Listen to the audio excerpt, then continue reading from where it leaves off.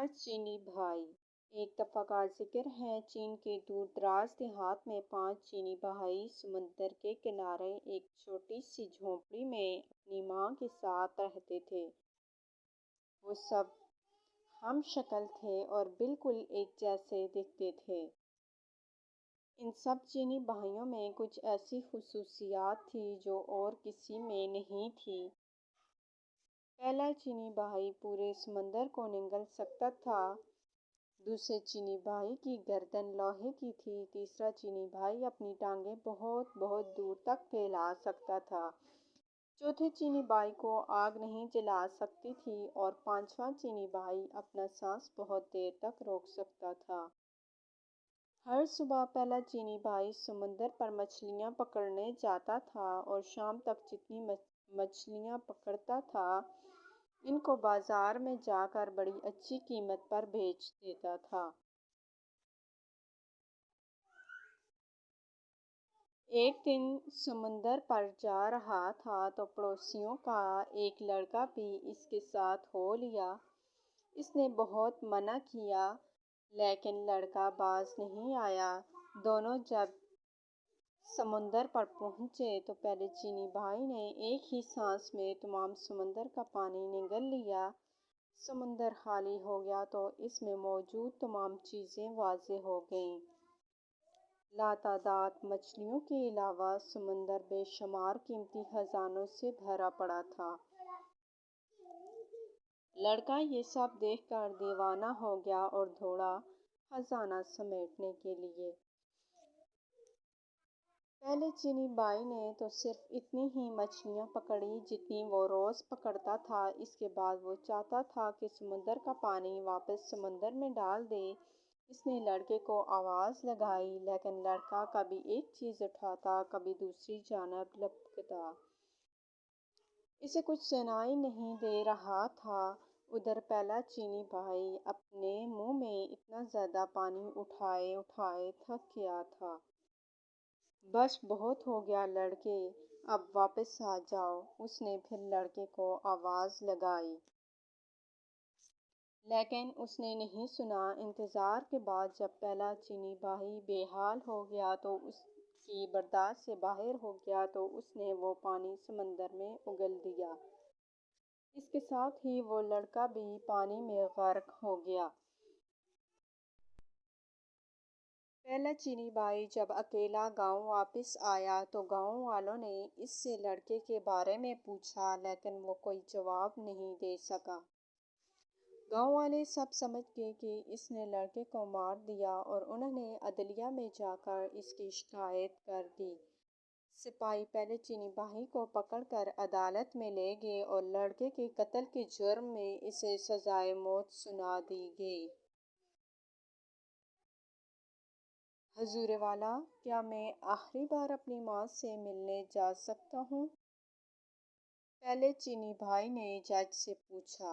ہاں، اتنی رعایت تمہیں دی جا سکتی ہے، جج نے کہا۔ پہلا چینی بھائی خوشی خوشی اپنے گھر گیا اور اپنی ماں سے ملا، لیکن وہ واپس نہیں آیا بلکہ اس کی جگہ دوسرا چینی بھائی جیل پہنچ گیا جس کی گردن لوہے کی تھی۔ چوک پر تمام گاؤں کے لوگ اکٹھے ہو چکے تھے۔ جلاد ہاتھ میں تلوار لیے مجرم کی گردن اڑا دینے کے لیے تیار کھڑا تھا۔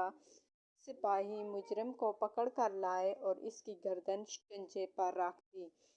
جلاد آگے بڑھا اور پوری قوت کے ساتھ تلوار مجرم کی گردن پر ماری لیکن دوسرا چینی بھائی مسکراتا ہوا اٹھ کھڑا ہوا۔ چونکہ اس کی گردن لوہے کی تھی اس لیے تلوار نے اس پر کچھ اثر نہیں کیا۔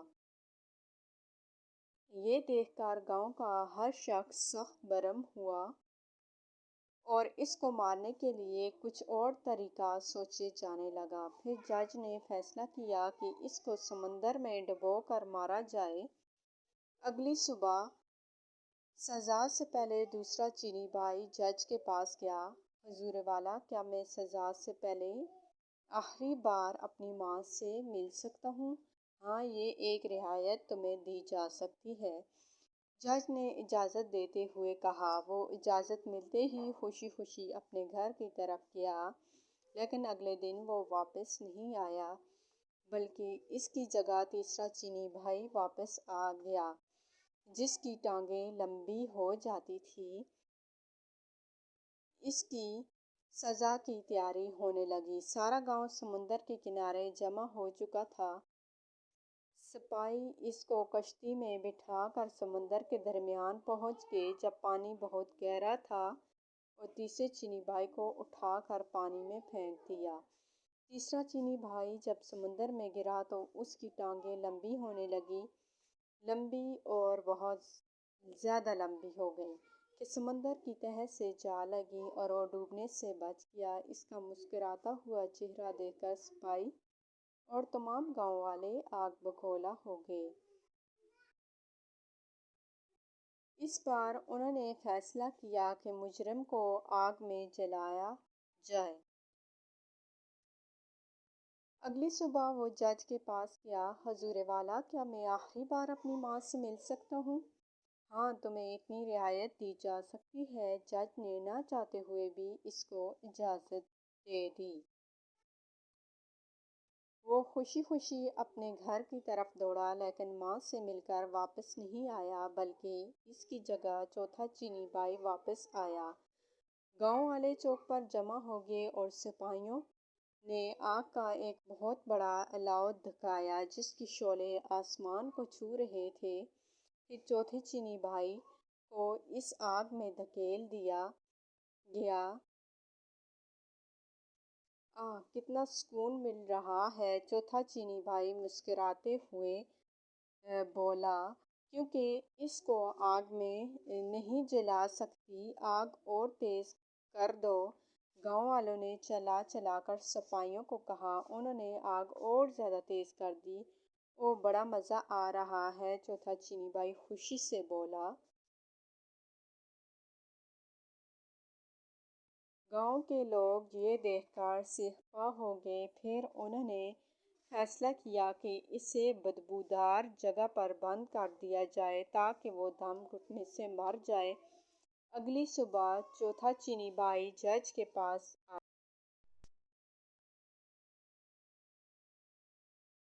حضور والا، کیا میں آخری بار اپنی ماں سے ملنے جا سکتا ہوں؟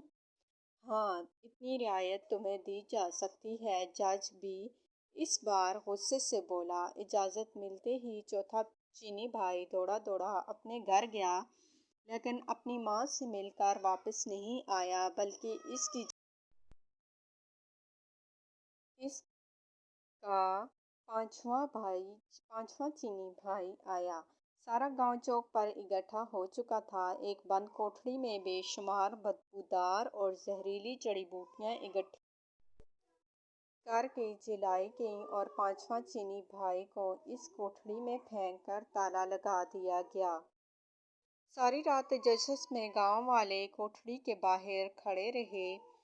صبح کو جب سپاہیوں نے اس کی لاش نکالنے کے لیے دروازہ کھولا تو پانچواں چینی بھائی مسکراتا ہوا باہر نکل آیا، کیونکہ وہ بہت دیر تک اپنا سانس روک سکتا تھا، اس لیے بدبو سے نہیں مرا۔ گاؤں والے یہ دیکھ کر ہکا بکا رہ گئے۔ جج آگے بڑھا اور بولا، ہم نے تمہیں ہر ممکن طریقے سے مارنے کی کوشش کی، لیکن تم ہر بار بچ گئے۔ اس کا مطلب ہے کہ تم بے گناہ ہو، لہٰذا تمہیں اس جرم سے باعزت بری کیا جاتا ہے۔ اب تم آزاد ہو۔ تمام گاؤں والوں نے بھی جج کی اس بات سے اتفاق کیا اور اس کا پیچھا چھوڑ دیا۔ وہ خوشی خوشی اپنے گھر کی طرف دوڑا، جہاں اس کی ماں اور چاروں چینی بھائی اس کا انتظار کر رہے تھے۔ ان کی باقی زندگی ہنسی خوشی گزر گئی۔ اگر آپ کو ہماری ویڈیو پسند آئی ہے تو لائک ضرور کریں اور چینل کو سبسکرائب کریں۔ آپ کو کیسی کہانیاں پسند ہیں، کومنٹ میں بتائیں۔ شکریہ۔ خدا حافظ۔